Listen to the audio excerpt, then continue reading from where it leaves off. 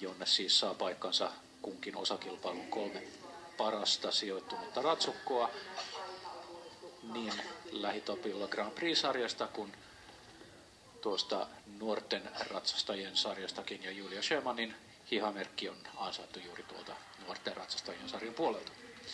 Samalla kun tässä kuulin, että tuomaristo on muuttanut kisan enimmäisaikaa 86 sekuntiin, eli sitä on hieman tiukennettu.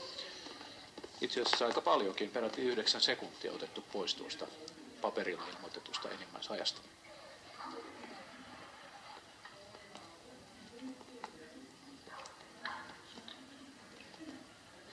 Ja puhdasta rataa on Julia Sjöman tässä vaiheessa ratsastamassa, kun tullaan esteelle numero 7.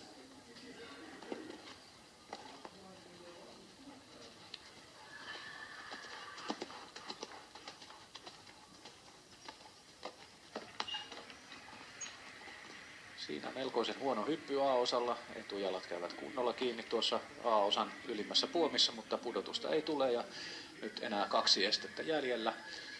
Ja ilman virhepisteitä ollaan tulossa viimeiselle esteelle.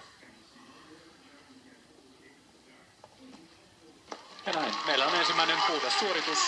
Julia Sjöman, Marasso de Nys.